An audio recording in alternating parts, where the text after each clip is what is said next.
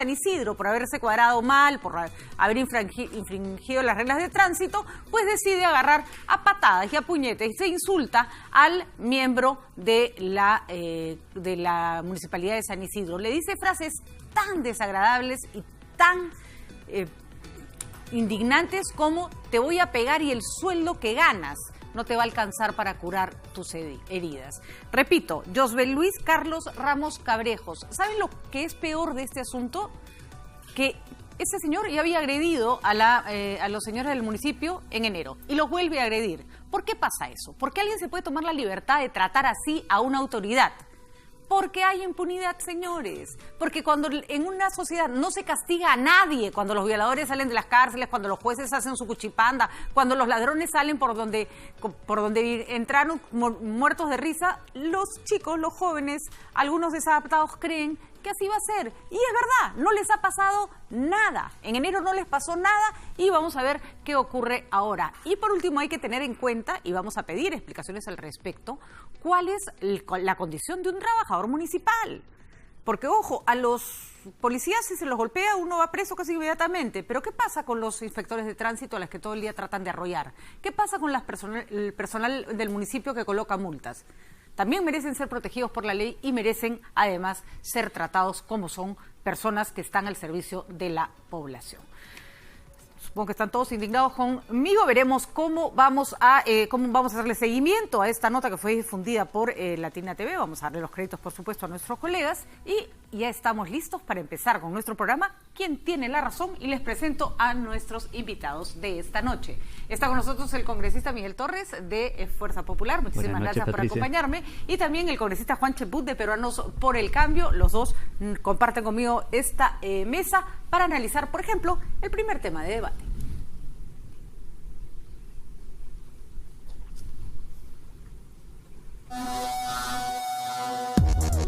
Una última encuesta sobre los personajes públicos que representan más poder en el Perú ubica a Keiko Fujimori en el primer lugar de la lista.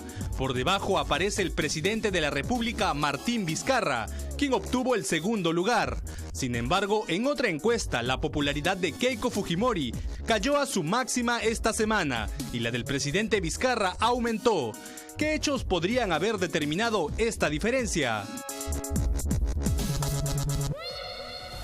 Inédito, nunca lo habíamos tenido, que se considere más poderosa a ni siquiera un funcionario público, a un ministro, no, ni siquiera al presidente del Congreso, sino a la líder del partido de oposición. Y además la diferencia porcentual es enorme. 36% considera que Keiko es la más poderosa versus un 23% que considera que es Vizcarra. Ni siquiera se están peleando el primer puesto. Si a eso le sumamos el otro lado de la encuesta, y es cuál es la institución más poderosa en el Perú, el Congreso gana por lejos, por lejos. Así que han cambiado las cosas en este momento y en esta coyuntura. No podemos hablar de un régimen presidencialista porque quien tiene la sartén por el mango es el Congreso de la República. Ahí tenemos nuestro número de WhatsApp, 9556-95170, y yo invito a ustedes y a nuestros invitados a opinar, por supuesto, sobre este tema. Estaremos leyendo al aire y escuchando sus comentarios. A ver, empezamos por los que no ganan en la encuesta. Juan Cheput. Por los que no resultan los más poderosos.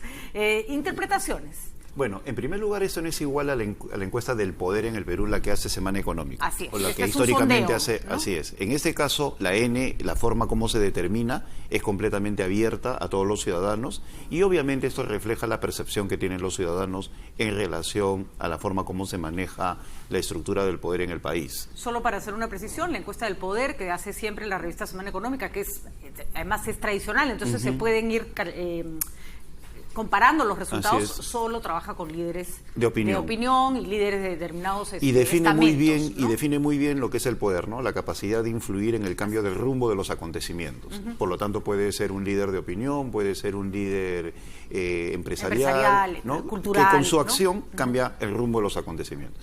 En este caso no. En este caso se hace una encuesta a todos los ciudadanos y como consecuencia de lo que hemos visto en los últimos meses, en los cuales una bancada hegemónica en el poder legislativo, la de Fuerza Popular, ha llegado a llevar a la renuncia al presidente Pedro Pablo Kuczynski, pues obviamente la percepción que hay en la opinión pública es de que hay mayor poder en ese caso en la lideresa Keiko Fujimori. Eso, a su vez, tiene dos connotaciones, una positiva y una negativa. La positiva es que por primera vez en los últimos años se entroniza el poder ejecutivo por debajo, mejor dicho, se le ve mucho más débil. Se descentroniza. Se entroniza en todo caso el poder legislativo, ¿no? Como el más fuerte en relación al poder ejecutivo, y por otro lado, desde mi punto de vista, constituye una especie de presente griego para Keiko Fujimori, por la sencilla razón que cualquier cosa que acontezca en el país ya no va a ser una responsabilidad única y exclusivamente del llamado oficialismo, en este caso el presidente Vizcarra y Peruanos por el Cambio, sino va a ser compartido con Fuerza Popular. Y creo que ese es el riesgo que se ha ido viendo en las encuestas, porque al mismo tiempo, ojo, estarán de acuerdo conmigo que más poder no necesariamente es mejor en términos de percepción. Un poderoso puede ser mal calificado por la población, y está clarísimo que Keiko Fujimori está cargando los pasivos. Ya no sé ni de quién, no sé si del gobierno, del Congreso, del conjunto, pero está cargando los pasivos porque eso se ve en los índices de popularidad que han bajado considerablemente en la última encuesta, congresista Torres. Sí, yo de hecho quisiera ver la encuesta, ¿no? A una manera de reconocimiento de la labor que se ha hecho. Sí, puede ser que el Congreso ha sido sumamente criticado, cuestionado, pero nadie nos va a quitar que es un Congreso que no le rehuye al trabajo y que además ha tenido, tal como Juan lo ha señalado, pues una participación importante en lo que ha sido la salida del expresidente Pedro Pablo Kuczynski y una transición adecuada hacia Vizcarra. Ahora, ahí, en ese punto, el Congreso y específicamente el fujimorismo recibió una valoración positiva. Sí. No, la población no castigó, no consideró que habían abusado, no, dijeron, muy bien, han hecho su chamba, han sacado al presidente y han hecho una transición positiva, pero no se mantuvo eso, ¿no? Sí, ahora, vamos, o sea, lo que hemos tenido durante muchísimas semanas y meses es una fijación respecto a algunos temas específicos del Congreso que no necesariamente son los más importantes. También yo creo que es válido observar en esta encuesta que por más que sean reducidos los números para todos, es importante ver que la política con mayor credibilidad es Keiko Fujimori, ¿no? Bastante por encima del presidente. También hay otra lectura que te dice, oye, el Poder Ejecutivo ha estado muy débil, salvo estas últimas semanas en donde está pretendiendo poner una agenda, y que, ojo, no tengo ningún problema con que lo ponga, pero sí yo creo que toca hacer un llamado a la responsabilidad, ¿no? Me parece muy bien que se sumen a temas que nosotros hemos venido evaluando en el Congreso desde hace muchísimo tiempo, la reforma del CNM, la bicameralidad, el tema de financiamiento, pero todo con responsabilidad. Tengamos cuidado cómo lo estamos manejando, ¿no? De acuerdo, porque efectivamente Keiko Fujimori es la política con mayor credibilidad, pero tiene 6%. Sí, pues, imagínate. Pues, no, o sea, que eso es casi igual que cero, digamos. Y que no solo ella, Verónica Mendoza tiene 4%, Julio Guzmán tiene 4%, Martín Vizcarra tiene 3%, o sea, muy... Es que es en general, yo creo que la población y... o sea, es algo como para aterrarse, sí, ¿no? Sí, o sea, no es algo para alegrarse definitivamente. Así es. O sea, es algo que llama la atención, en todo caso. Pero lo que sí creo es que evidentemente la población pues tiene un fastidio, un hartazgo, pero que eso nos debe llamar a ser cada vez más responsables. Ahora, desde el comienzo se supo, con PPK, sin PPK, con Martín Vizcarra, se supo que este iba a ser un modelo dificilísimo, inédito, que teníamos un presidente que no tenía mayoría en el Congreso, pero que además había un partido con una mayoría insólita. ¿Esto demuestra que no se supo manejar esa combinación? Lo que sucede es que estamos viviendo una especie de convivencia forzada que no está de ninguna manera reflejada en la Constitución. Como la pareja que no se puede divorciar y está obligada a compartir esto nos debe llevar, la casa. Miguel ha sido un muy buen presidente de la Comisión de Constitución, a repensar el modelo político que tenemos, que a veces nos lleva a este tipo de convivencias que, si bien es cierto, encuentran al final soluciones, como la que señalaba Miguel, pero que son consecuencia también de una gran presión política y sobre todo un periodo que se denomina como de crispación, porque el propio modelo tiene dificultades para encontrar una solución. Por ejemplo, si estamos hablando de una mayoría hegemónica en el Parlamento, eso podría significar un cambio del jefe de gobierno solamente por decisión del Parlamento y no del jefe de Estado. Es decir, ir a un régimen ya más parlamentarista. Aquellas personas que creen que el Perú es históricamente presidencialista, como lo puede ser nuestra Constitución histórica, debemos ver ya que las circunstancias muchas veces llevan a que sea el Parlamento el que tiene la batuta. Y eso se está reflejando ahora en las encuestas. Entonces, hay un problema de modelo. En los regímenes parlamentaristas, el Parlamento tiene la batuta, pero, si mal no recuerdo, no sé tanto de teoría política, ese poder en el Parlamento se ve reflejado en el Ejecutivo también. Por supuesto, ¿no? por supuesto. Entonces hay una corresponsabilidad. Claro, pero ¿no? en estos momentos el modelo a veces te lleva a circunstancias que, si bien es cierto, se desarrollan constitucionalmente, la gente no la interpreta inicialmente como un desarrollo armónico, sino como consecuencia de una gran crispación o tensión política. Y además, al no haber ese puente necesario que se hay en un régimen presidencialista, que vamos a ver si se podría o no aplicar, terminan siendo bandos encontrados, terminan siendo o pueden terminar siendo poderes encontrados, ¿no? Sí, ahora lo que sí nosotros tenemos que ser sumamente conscientes es que si bien Fuerza Popular en el Congreso es la primera minoría, porque no llegamos a ser mayoría, si bien somos la primera minoría, la población tiene que entender de que muchas veces nos toma tiempo llegar a modificaciones, no porque nosotros no querramos, sino porque necesitamos un número de votos que va mucho más allá de lo que tiene Fuerza Popular. Bueno, nunca han sido rápidas las cosas en el Congreso. Nunca han sido rápidas, pero si a eso le sumamos el hecho de que, por ejemplo, una reforma constitucional, si no fuéramos por el lado del referéndum, requiere 2 votaciones en 2 legislaturas distintas y para lo cual necesitamos 87 votos, uno empieza a entender y decir, ok, claro, no es tan sencillo. No es que los 62 de Fuerza Popular hacen y deshacen, modifican como quieran, no. Exige un grado de entendimiento sumamente fuerte. Yo te lo digo porque en la Comisión de Constitución lo hemos vivido más de una oportunidad. Nosotros queríamos ver el tema del CNM, se hicieron varias reuniones al respecto y no se lograba, claro.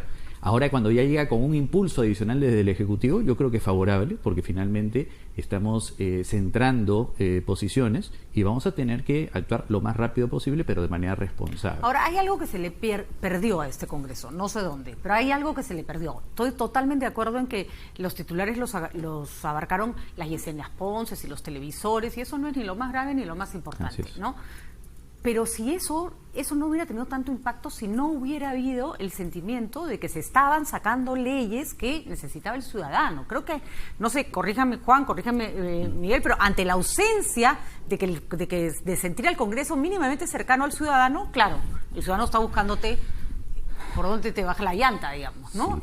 Sí ha faltado un mínimo de labor de representación más consistente, ¿no? Yo, de hecho, en la reunión que hemos tenido hace poco dentro de la bancada, yo hacía una reflexión que creo que es importante, y es, yo creo que hemos cumplido, yo creo que nosotros estamos haciendo una labor importante dentro del Congreso, pero la agenda de la fiscalización y la agenda de control político nos ha ganado.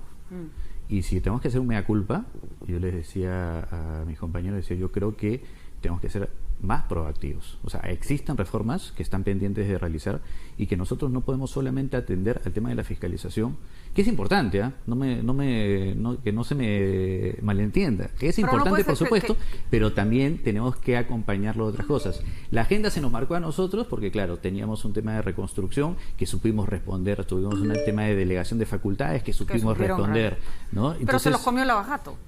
Por ejemplo, claro, ¿no? pero que también es importante, ojo, por supuesto, o sea, pero no todos los titulares no pueden salir de ahí, o sea, mucho más importante era la labor del Congreso en un tema como el de las cooperativas, pero que queda opacado por, finalmente, vamos a decirlo también, No, pero mira, yo creo que justo en lo que está también diciendo... sirve para hacer show, no digo no es importante. No, pero mira, justo en lo que está diciendo Miguel, yo creo que radica parte del problema. Y no en relación a lo que sucede en el Congreso, sino en lo que está pasando en la ciudadanía. Cuando ganó Keiko Fujimori esta mayoría hegemónica en el Parlamento, yo señalé que era un presente griego desde el primer instante, porque le iba a pasar una factura tremenda y el tiempo así lo está confirmando. ¿Por qué? En primer lugar, se decidió que ganaba Peronos por el Cambio, ellos son los que tienen que gobernar. La agenda de reformas no necesariamente viene del Congreso. Es el Ejecutivo el que constitucionalmente señala las líneas de gobierno y estas son fiscalizadas en el Parlamento, modificadas o moderadas, pero la agenda viene del Ejecutivo, no del Parlamento. Cuando Keiko, de repente empujada por la buena voluntad, dice, nosotros vamos a poner la agenda de reformas o la vamos a manejar como creamos conveniente, allí se genera el primer conflicto. Y ante la opinión pública se construye la condición que está generando que ella en estos momentos tenga la popularidad que tiene, es decir, cogobierna, por boca de ellos mismos. Entonces, cuando a lo largo de estos 2 primeros años, desde el Parlamento, se llega a un estado de desencuentro permanente en algunos casos, ¿no? Desencuentro permanente ante la opinión pública, pero internamente sí se llegan a sacar algunas leyes.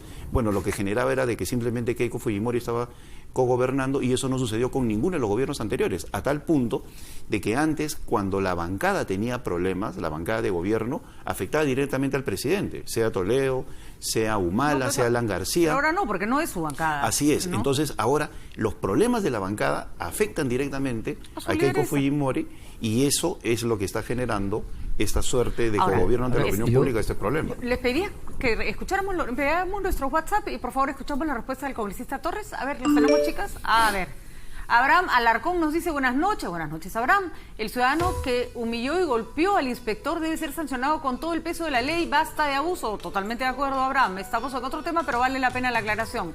Delicia Reisman nos dice: si el Congreso tiene el poder, que hagan las cosas pensando algo en el país y no en hacer camino para el 2021. Contrariamente a ellos, se están desacreditando y no quieren verlo ni aceptarlo. Esa es la opinión de Delicia. Y Fabio Chacón dice: se debe sancionar ejemplarmente a ese sujeto malcriado y grosero. Bueno, justamente Una más, a ver. Lo que debería haber es revocatoria del mandato congresista en la mitad del periodo. Eso es algo que se está pidiendo, ¿no? No, pero del 50% de los congresistas que se cambian a la mitad, ¿no? Lo que simplemente, antes que Miguel diga su posición, lo que dice Delicia Reichmann es casualmente lo que piensan la mayoría de las personas, en el sentido de que el gobierno no hace cosas, el Congreso no hace cosas, al Congreso no le corresponde hacer cosas. Pero sin embargo se ve esa figura. Ese es el punto de lo que yo debo reconocer. El fujimorismo no tiene la culpa, pero le ha ocurrido. Tienen el desgaste que tiene un gobierno sin ser gobierno. Esa es el peor de las situaciones, claro. A ver, y es que yo discrepo acá un poco con Juan. Por favor. En realidad, yo sí creo que, claro, lo que le toca al Ejecutivo, como su nombre le dice, es ejecutar, dirigir el país, hacer las obras, tener una política determinada. Pero yo no creo que la agenda sea un tema de exclusividad de parte del Ejecutivo. El Parlamento puede tener su propia agenda, y de hecho nosotros empezamos con esa agenda. Cuando nosotros llegamos empezamos a ver el tema de la reforma electoral. Se sacaron 7 leyes relativas al tema electoral, cronograma electoral, financiamiento de partidos, etcétera. También nos centramos en el tema de la micro y pequeña empresa. Llegamos ahí de la mano con el tema de las cooperativas. Entonces, sí es válido. Yo creo que es más, es una obligación de parte del Congreso también poner una agenda específica, porque puede ser que el plan que pueda tener el Ejecutivo esté desentonado con la población.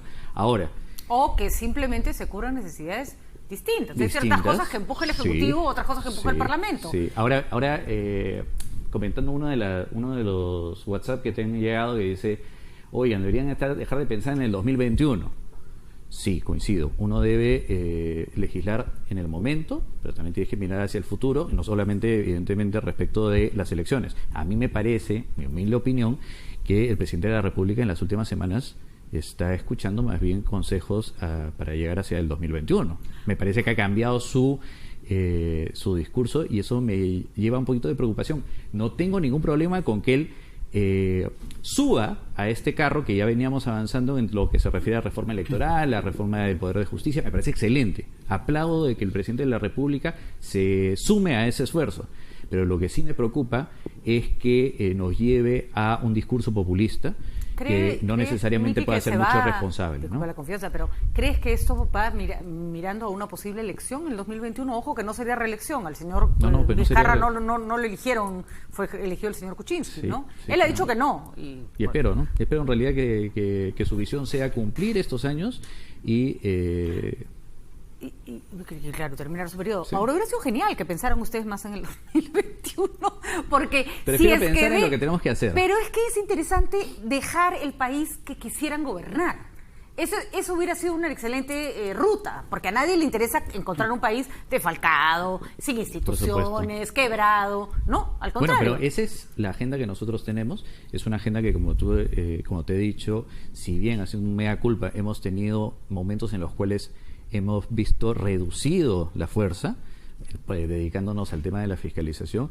Tenemos que retomarlo ahora, tenemos que darle la mayor de las importancias, ¿no? Ahora, es tan rara la situación que resulta que tener mucho poder no es buena noticia, ¿no? Según esto que estamos viendo. Es una gran responsabilidad. Exacto, pero tampoco nos podemos alegrar porque el presidente salga por debajo de la señora Keiko Fujimori y que el Ejecutivo salga tercero en la línea de instituciones más importantes. O sea, ahí hay un tema que el gobierno tiene que leer con atención, ¿no? Bueno, está muy bien convocar un referéndum, pero el presidente Vizcarra es el presidente de la República, ¿no? Mira, lo que sucede es que en el caso del presidente Vizcarra está sufriendo la inercia, ¿no? de lo que ha pasado en los 2 primeros años. Es una persona que tiene poco más de 4 meses en el cargo y por lo tanto hay una inercia que definitivamente se refleja en estas encuestas. Ahora, el presidente está en su derecho de plantear posición, y si eso significa llegar a un nivel de debate con el Parlamento, pues eso construye legitimidad. Ahora, y yo de acuerdo con que plantee posición que trate de conectar con el pueblo, totalmente de acuerdo. Pero lo que no estoy de acuerdo es que relajamos un poco el tema de la responsabilidad.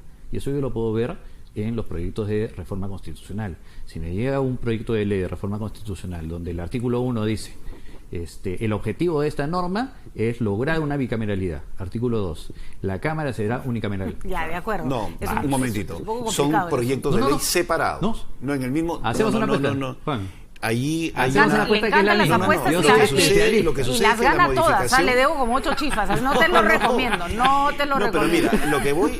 Mira, el presidente... No vamos a ir al presidente cuando plantea proyectos de ley está básicamente generando o gatillando el debate. No debemos ver eso como una cuestión que no se va a discutir, sino no los presentaría en el Parlamento. Proyecto de ley 3187, artículo 1, habla sobre la bicameralidad. Artículo 2, unicameral. Pero él está planteando acá la modificación. No, pero estás hablando del artículo 1, dice, objeto de esta ley de acuerdo. Vamos a la bicameralidad. Lo que sucede es que podríamos discutir y la gente no lo va a entender. Será una cámara única. Entonces, yo no digo que esté mal. No quiero sonar como dice claro, pero estamos entrando al detallismo. El presidente ha construido bien. Lo que sucede es de que hay modificaciones que al final la Constitución la tiene que ver con un criterio holístico, integral, los impactos que tiene y las modificaciones. De acuerdo, es perfectible y tampoco no es fácil, ¿ah? O sea, lo que les ha tocado no es fácil. Pero no podemos denominar irresponsabilidad a lo que es el inicio de un debate que, como hace mucho tiempo, no se planteaba en el país. Y yo creo que eso es importante. No. Desde el presidente de la República, desde este 28 de julio, estamos hablando, a diferencia de los últimos 18 años, de algo que él ha planteado en un mensaje a la nación y que ha tenido una correlación y un seguimiento en el Parlamento. Eso me parece a mí fantástico. Lo que yo no creo que sea correcto, puede ser válido desde el punto de vista político, pero no correcto en términos de lo que se está viendo ante la ciudadanía, es que no hay ese mismo sentido de urgencia que el país reclama. Cuando te escucho a ti o a Úrsula señalar, esto se puede dar en 2 legislaturas o podemos tomarnos el tiempo, no estoy planteando una posición de crítica hacia eso, sino de reflexión ante la ciudadanía. Hay un sentido de urgencia que el presidente ha captado muy bien y por lo tanto él dice, hagámoslo a la brevedad. Pero de parte del Parlamento, de voceros importantes, en este caso la misma vocera de la bancada, dice, podemos verlo en 2 legislaturas. Eso, ante la opinión pública, ¿a qué suena? A que no hay sentido de urgencia. ¿Y a quién por extensión hace daño? A Keiko Fujimori. Entonces, ese sentido de urgencia es el que yo me permito señalar para que se tome en cuenta en el proceso de debate y lo hagamos a la brevedad. Sí, ahora yo creo que sí hay un sentido de urgencia. De hecho, que Úrsula, como expresidenta de la Comisión de Constitución, haya tenido toda esta voluntad y esmero de poder poner el tema de bicameralidad en discusión, es un gran paso. Vamos, o sea... Úrsula convocó a una serie de especialistas en tema y veníamos discutiendo. Yo por eso cuando me dicen, oye, ¿qué les parece estas nuevas ideas que propone el presidente? Pero eso es un ratito. O sea, la modificación del Consejo Nacional de Magistratura, el bicameralismo, el financiamiento son temas que nosotros o ya habíamos resuelto o habíamos estado en camino. De acuerdo, Miguel, pero mira, Yo creo que todo eso es válido y los que estamos allí vemos el detrás de cámaras en el Parlamento, sabemos de tus esfuerzos y los que ha tenido Úrsula. Pero ante la opinión pública, cuando viene, por ejemplo, un código electoral como el de Patricia Donaire y se le pone de lado porque se ve la reforma desde otro punto de vista, la señal que se transmite es de que definitivamente no existen las prioridades. Por eso yo creo que también, mira, hoy día una encuesta de CPI nos da 1,5% de popularidad al Parlamento. Es realmente inédito. Pero ¿cuál es el problema? Que se le atribuye, una vez más usó la palabra por extensión, a la fuerza que tiene la hegemonía ahí, o a la primera minoría, como la quieres llamar tú, Fuerza Popular. Y la verdad es por el esfuerzo que yo veo en diversas comisiones, así mis amigos de la República me critiquen, yo sí veo de que hay esfuerzos en determinadas comisiones de parte de Fuerza Popular y cuando hemos querido entendernos, nos hemos entendido. Entonces, pero si no se capta ese mensaje de la opinión pública, de que tenemos que trabajar en conjunto y más que buscarle la perfección, entender de que hay un sentido de urgencia para las reformas, sobre todo de justicia, pues simplemente creo que fue importante, el dígito va a ser 0 en la próxima. Yo creo que el discurso de ayer a hoy se ha aligerado un poco. Creo que no era una muy buena idea decir no vamos a poder o no queremos plazos sin ni siquiera haberlo intentado. Creo que es más realista decir, bueno, vamos a chambear, vamos a poner todo nuestra parte, vamos a ver hasta dónde llegamos, ¿no? Y creo que nosotros hemos demostrado que cuando la población y el Ejecutivo lo han requerido, nosotros hemos sabido estar presentes. Ahora, decretos legislativos, reconstrucción, decreto de urgencia, cooperativas, o sea, todos esos hitos son momentos en los cuales el Ejecutivo decía, necesitamos urgente esto, y nosotros no fue que nos volteamos, nos hicimos los locos, sino que nos metimos a fondo en el tema y lo sacamos en tiempo récord. Pero lo que sucede es que ahorita, disculpa Pati, como tú sabes perfectamente, en estos momentos cuando vemos todo esto de los audios, indiscutiblemente nos afecta. ¿Por qué? Mira, el día de hoy, por ejemplo, un colega tuyo me llamaba y me decía, ¿y por qué no aceleran? Una colega, ¿y por qué no aceleran el tema de la investigación a Chávarri? Es uno de los no, entonces yo le decía, hay un plazo en el reglamento, pero no lo puede acelerar, no puede. Y entonces yo hoy día en la subcomisión de acusaciones constitucionales señalé así con absoluta claridad, si yo encuentro sanción, no tengan la menor duda o infracción, que lo voy a decir.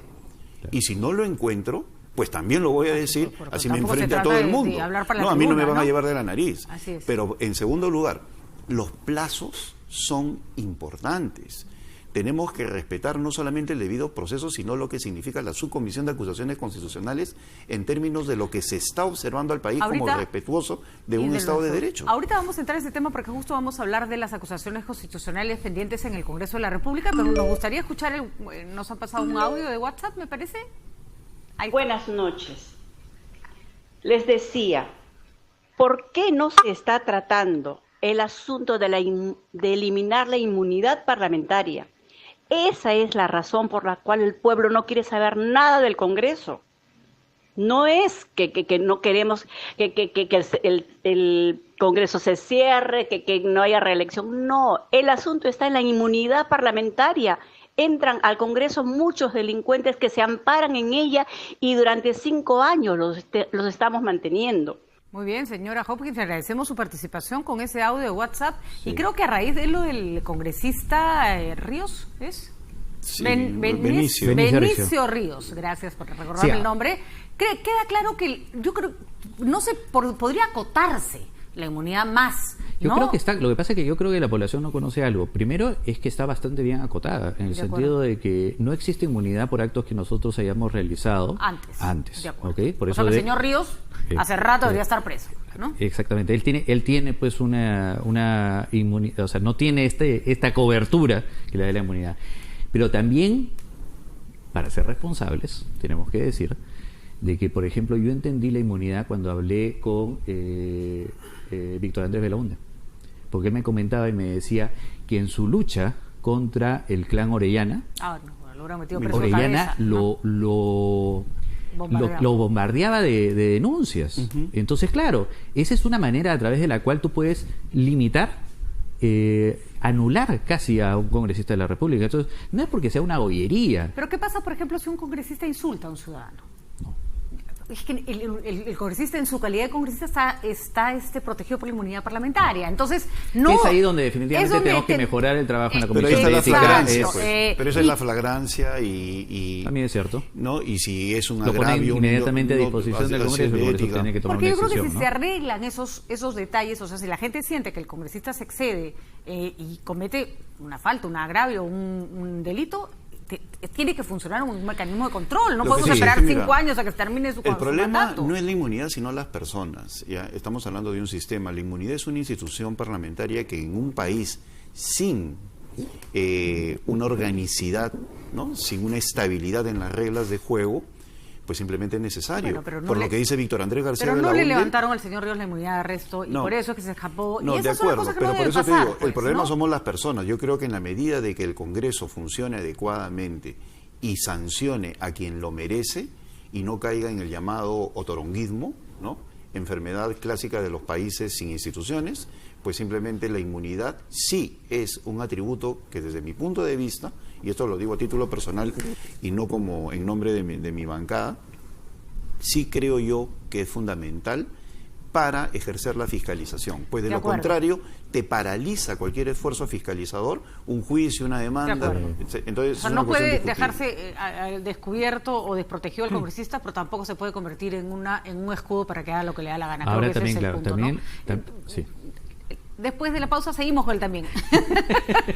Vamos a una pausa rapidito, ya volvemos.